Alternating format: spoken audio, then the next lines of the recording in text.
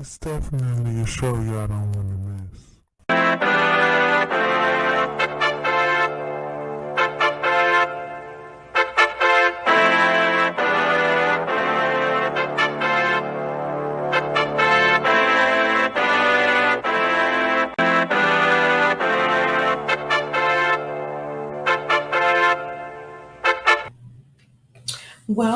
Welcome. It is the DMVz Vibe podcast. We are doing a primetime show today. I'm Miss Pink, And I'm Fearless Swagger. and we have a special guest, Miss Thema, Alan Cole. How are you doing? Good. How are you guys?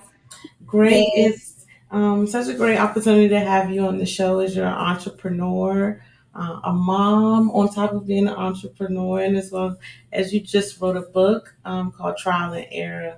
I'm going to let you introduce yourself and talk a little bit about how long you've been in business, and then we can go into talking about your book. Yes. So, like I said, my name is Tama Allen Cole. I am the writer of my new book called Trial and Error. And it's the story behind the brand. Basically, Trial and Error is a brand that I created. It's a self-help, but also like partnership self-help brand for pretty much anybody who's going through something and just helping them maneuver to get through it. So it's me putting my story out there. I believe that you have to lead by example if you want to see something change or you want to help people. So I put my story out there to encourage everybody else to go ahead and feel comfortable putting their story out there. And pretty much creating a network to help people get over things in life, trials and errors. Yes, we have been using our platform to be, transparent about things and realizing that, we can reach a lot of people. We've had all kinds of different segments. We've talked about doing Sexual Assault Awareness Month. So I felt it was a good opportunity, and I haven't got a chance to get the book yet. But can you tell us how we can get our hands on the book? Yeah, so I actually, it's my fault. We'll be sharing a link. It's on Amazon, so you can go to Amazon.com and then put in Trial and Error, and you can put in my name, Tama Allen or Tama Cole, and it'll pop up. So this is the book, and I'll make sure that I share the link with you guys when we're done, so you have it. Yeah, so I will definitely post the link as well in the descriptions below once the video is posted. What really inspired you or pushed you to want to write this book? So for me, like you mentioned, I am an entrepreneur. I've been doing hair as my day job for the last 10 years. And just being around women, for one, was something that I noticed that women are we're interesting human beings. And usually when we're going through stuff, we like to go through what we go through and kind of be quiet about it. And then, one day we talk about everything and everybody's looking at us like, oh my God, I never knew you went through that. And so I never wanted to do that. But I'm a woman too, so naturally it happened. So I went through what I went through, and then I decided, like, if I wanted to change what I seen, I would have to change what the next generation sees me do. So I wanted to make sure that I put my story out there, and I've come a long way from my story, but to put my story out there to show people where I've come from, what drives me to do what I do today. So pretty much what inspired me was the women around me that I seen growing up and doing their hair and getting to know people, networking with different people. We're more alike than we are different, but we just don't like to admit it. And we all have a lot of similar situations that we don't like to admit because they're more than likely embarrassing, or they're not showing us at our strongest moments. And so just to show that vulnerability with people, really, I feel like brings the authenticity and my story, your story, and anybody else's story who may be looking for help. Absolutely. So how long have you been doing hair? So this is my 10th year doing hair. And so yay to that. I just realized actually like last week that it's been 10 years now. I'm 26 years old this year. So Oh, she's my baby. yeah, I know. So yeah, this is my 10th year doing it. And I'm the type of person, I'm only 26, and I say that for a reason because I feel like when I turned 24, I was like, oh, I kind of want to do something else. Like, I love doing hair. It's my first passion. But there was a time where doing hair was like a hustle for me, and I had to do it instead of it just being a love for me to do. So I started looking at other things like, what else can I be passionate about? What else do I want to do in life? And so it kept coming back to me like over the course of the last 2 years, like, oh, you could just help people because that's what you do anyway, pretty much, and people help you. So let's figure out a way to put that together. So I decided to go ahead and write my book, but I also wanted to become a life coach. So during Corona, that's what I did. Like I spent time having a life coach and then being trained by a life coach to actually become one, which also helped me and to continue being vulnerable with people, because it's just hard to do. Like it's hard to do that. So that's how all that kind of stuff. And doing hair has shown me like people are very vulnerable with you when it's one-on-one. Mm-hmm. And so it became more than just me doing somebody's hair, making them look good. It was like, oh, you feel good when you're with me, or I feel good when I see you and you sit in my chair. So you really be our homegirl for real. Yes, when we get our hair and nails done, like and y'all be getting the tea, okay? Y'all get all the tea, yes. Yes. So it just became like second nature to me to start putting together my brand. And it was funny because in my book, I talk about my first marriage and how that unfolded. And it was interesting when the name popped in my head. Like I always would hear people say, oh, it's all trial and error, it's all trial and error. And when I thought about my situation, I was like, yeah, it's a trial and error. So that's where that was born. Okay. As far as when your writing process for the book, I know everybody has a different writing process. Some people, they just take pieces here and there and then piece it together. Can you give us a little bit of insight of how you decided to structure the book, as well as I know there are a lot of other people who want to write their story, as far as like getting it published and putting it out there. Mm-hmm.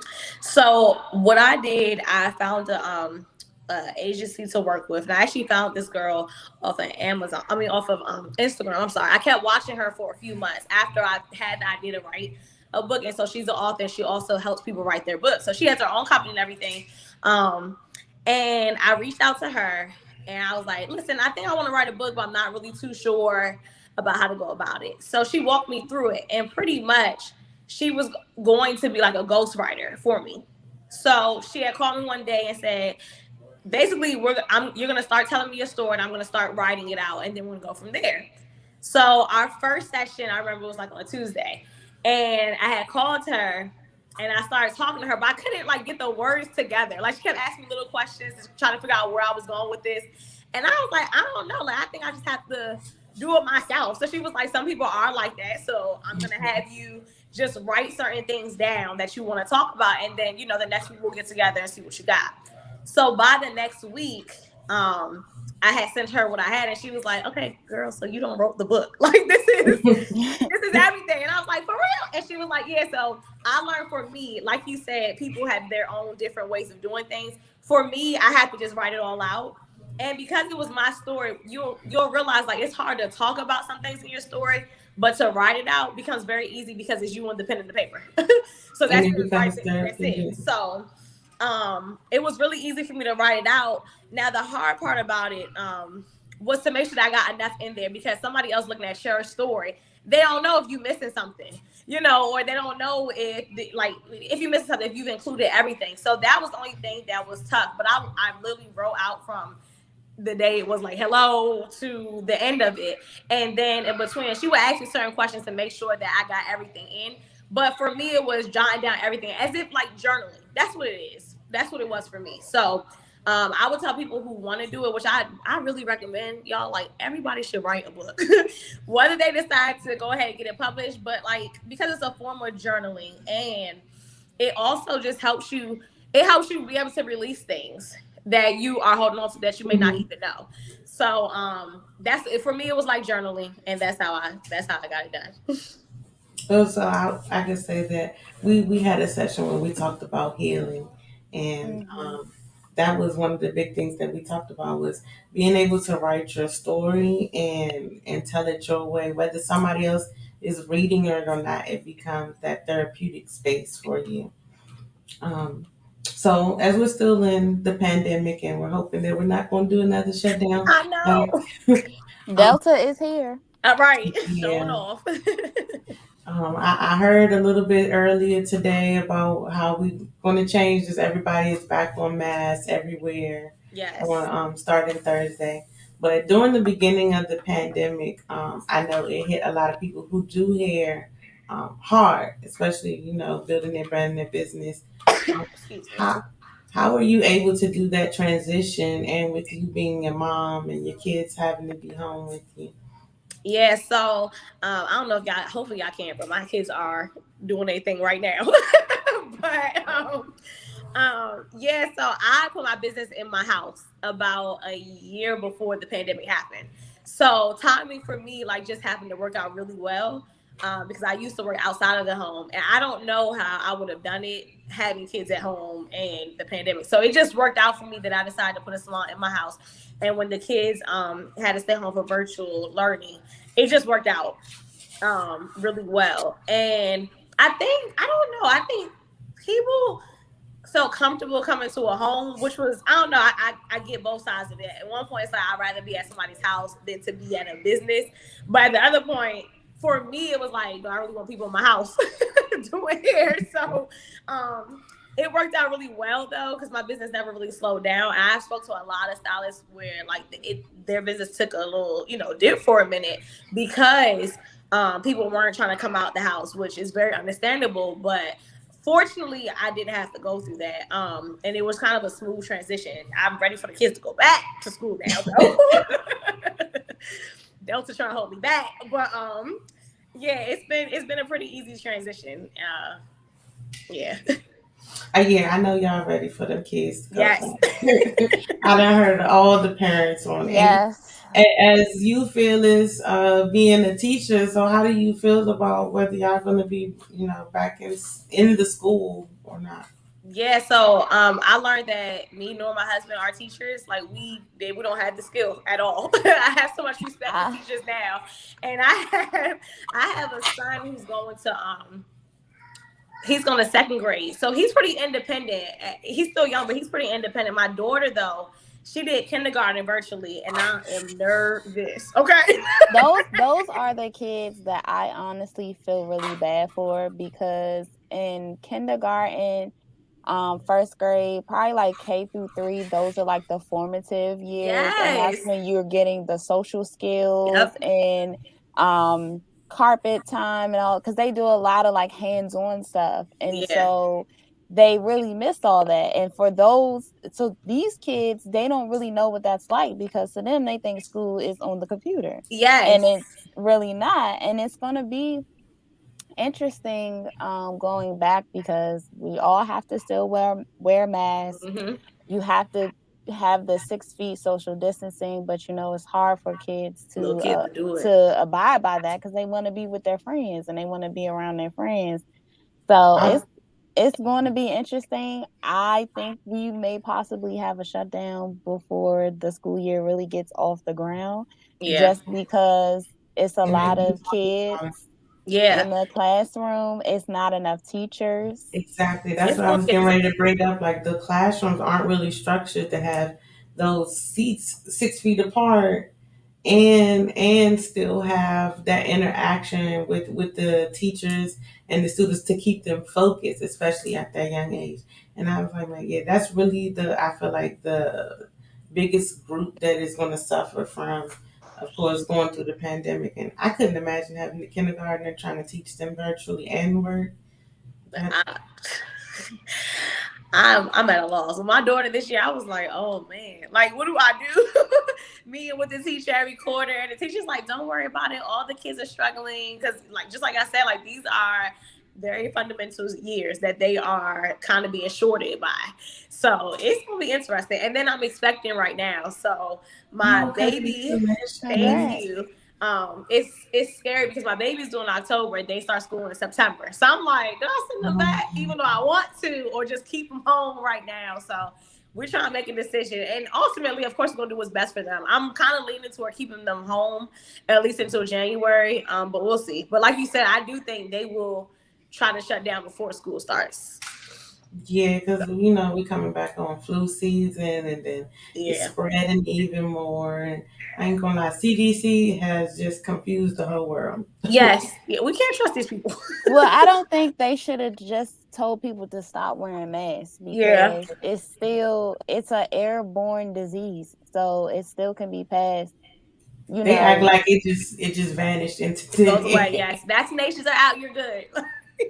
and that's not the case because it's the Mm-mm. vaccinated people that Getting it is too. spreading it.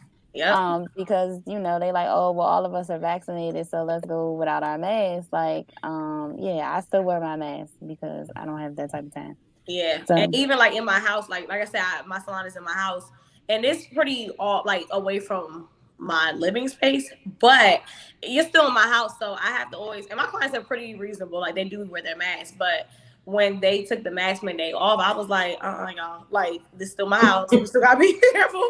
And I only had Yeah. a few, like I was so happy. Only a few people were trying me some days. But it's scary. We live in a very scary time right now, so it's just we gotta be safe. Absolutely. To bounce back and talk about basically social media and incorporating your brand in the social media, because it's the biggest way to network and to promote your business now. Like, how, over the past few years, how has that helped you or even maybe hindered you?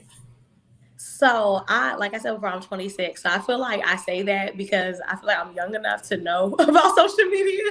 And it's like the biggest way to network yourself. So hair wise, for my hair business, it definitely has. Like I get a lot of calls from Instagram.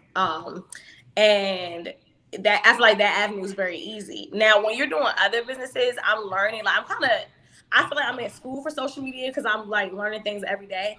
But so for a while it was like you got to have an Instagram for this page, Instagram for this page, like for all your businesses separated.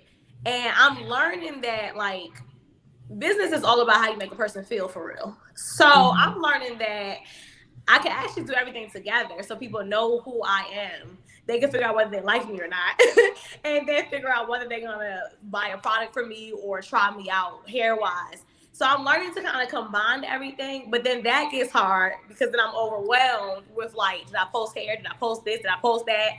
So I feel like I'm still learning it. So hair wise, it has helped me.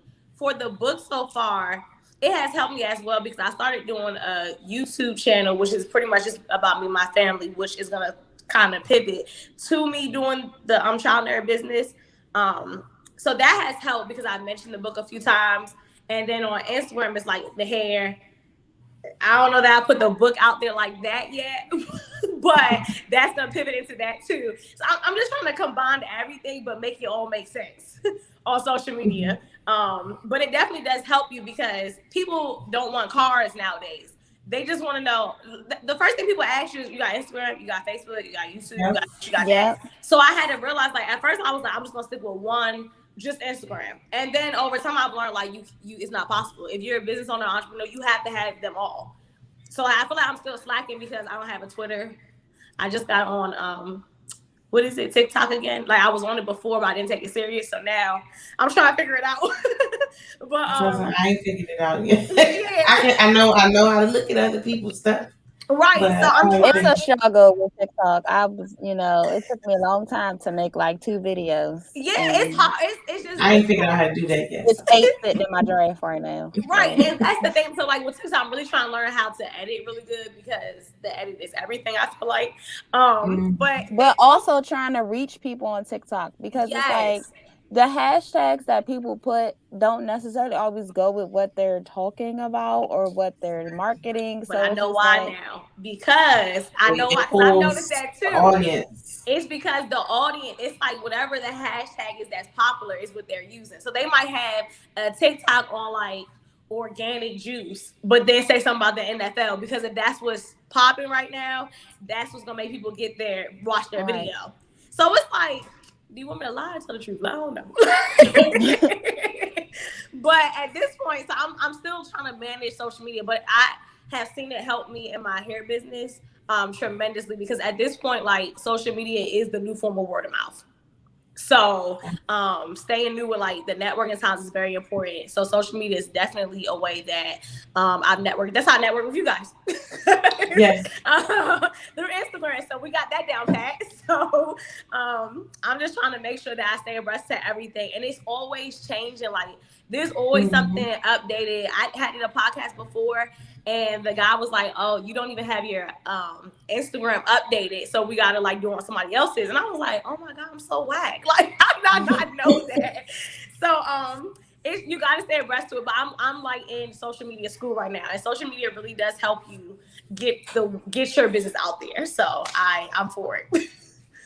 Yeah, I sometimes I feel like I can't keep up with it, and it does become overwhelming.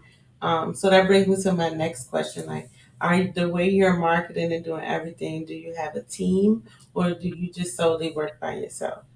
So it's like yes and no. I have a village of like close friends and family that will help me do whatever I need. Are they a team? They'll tell you no, because they'll be like, "Where my paper? Like, where my check?" So, Okay, not an official team yet, no. But I do feel like the best way for me to really like be successful in this business would be to get a team. So I'm looking into that now, because to put so much stuff on one person makes no sense at all. Like it's just I We think lost our audio. we lost audio. oh, am I here? Can you guys okay. Yeah, we Oh, hear okay. you. Sorry. I've learned though it's not like smart to try to do everything on my own. So I'm trying to work on really getting a team together so that I can have everything organized. And I'm learning that with social media, I definitely need a team. Look, I'm working on getting a team too, because I realize like trying to, when your personal life and and having a business and trying to grow it, it becomes extremely overwhelming. You get burnt out quick, Yes. and so I definitely understand with that. So if anyone needs to get in contact with you, how could they get in contact with you? So on Instagram, it is Tama Cole _4 here, and I spell it out because my name is spelled funny. It is THEMA _. Hold on, wait. I'm sorry, y'all. Tama Cole _ Okay, THEMACOLE _ for the number 4 hair. That's Instagram. And then if you go on my Instagram, I have a link tree under my bio. So all my other like YouTube and all that stuff is listed on there. And then also the Amazon link is under my link tree. So you can go right to the Amazon link to purchase the book if you like. Okay. And I do want to ask you, as far as your YouTube, because we didn't really get to go to. I know you said it involves your family. So what if as an intro to it, what does it really cover? Does it cover like traveling or things like that? So it's a mixture of like my everyday life. It is. I have 3 children, one on the way. So it's about my life at home and my day to day. So pretty much my husband, my kids. I have 2 sons and a daughter, and just little fun things that we do, or just our daily routines. And which I said my YouTube page will start to pivot more into like me getting this business together and really starting the brand trial and error. But I really wanted to let people in, which is another thing I learned about social media. You should let people in on who you are so that they understand what they're getting into, and they can decide whether they even like you or not before they, decide to push into your product or whatever. So my YouTube right now is pretty much based on my everyday life with my family. And so, yeah, we do travel. My parents live in Florida, so I know I recently did a video of us going to Florida, just getting away from home. And my hometown is Maryland, so just getting away from home, going there. And then a few more other little trips that we took during this virus, little close getaways. Nick and I asked, did y'all fly or did y'all drive? Because I know that road trip, that's a long road trip to Florida. So we did the drive. Look, the facial expression said it all. We did the drive. And I'm going to say this. The drive usually doesn't bother me. My parents are literally exactly 12 hours from my house. But being pregnant, I was like, every state I got into, I was like, please, somebody drop me off to the airport. But trying to be safe with the virus, I was just like, I'm going to have to thug it out. So I wanted to go back one more time before the babies do, but I can't do the drive. Like, it's no way I could do that job again. So I'm just gonna wait, and we'll see him after. I definitely understand. One, I would like to thank you for one reaching out to me to have you on the show. I felt it was important. I like the way your message of just wanting to network with other women and share your story. I want to have you on the show again so we can dive into your book a little bit. I want to wait till after I get a chance to read it. Yes. So we can talk about it more. So generally, before we wrap up, what we generally do is words of affirmation or a motivational phrase or something. So Okay. you can go first, or Phyllis, if you would like to go. I don't know. I know we didn't prepare for our words of wisdom today. Yeah, I didn't prepare any words of wisdom today, but I can think about it real quick. So tell me, if you have something off the top of your dome, you're welcome to go first.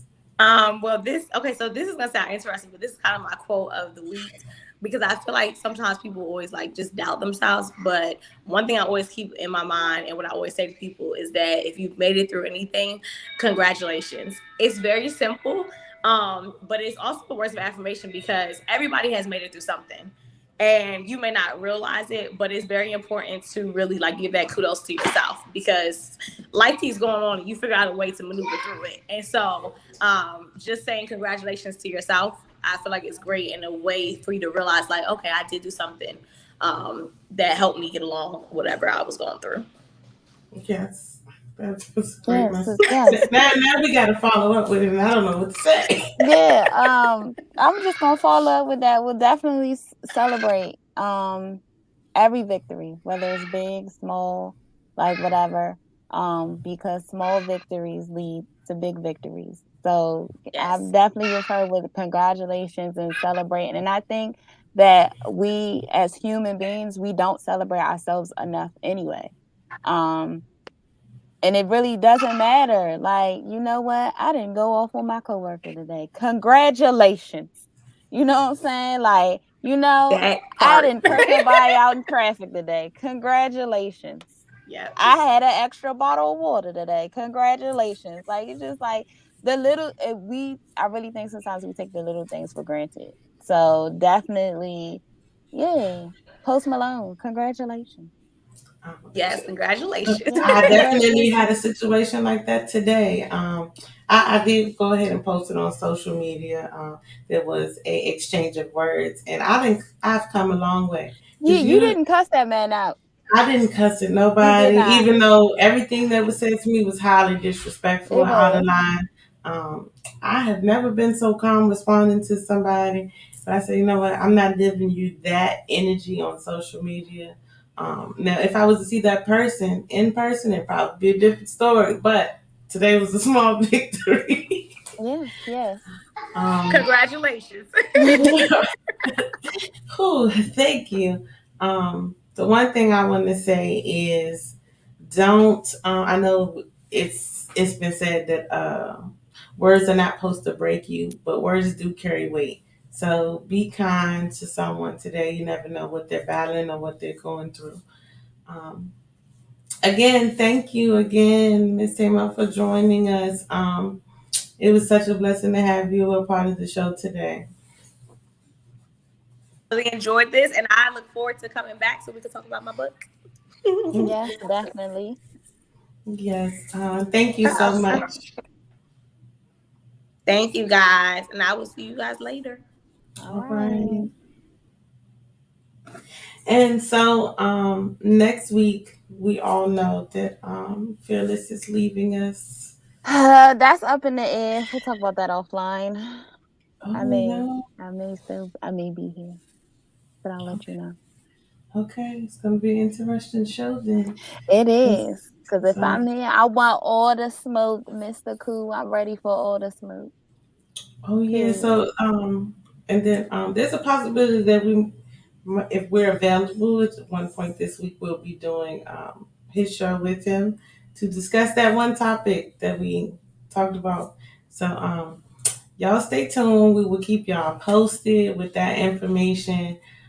As y'all know, please like, share, subscribe, especially if you're watching from YouTube right now. Like, share, and subscribe.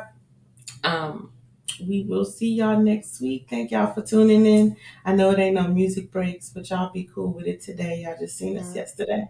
Y'all definitely did. For 2 hours. Right. We hit a whole 2-hour show yesterday, which is rare. But we appreciate y'all love and support, and we'll see y'all next Sunday. Bye, y'all.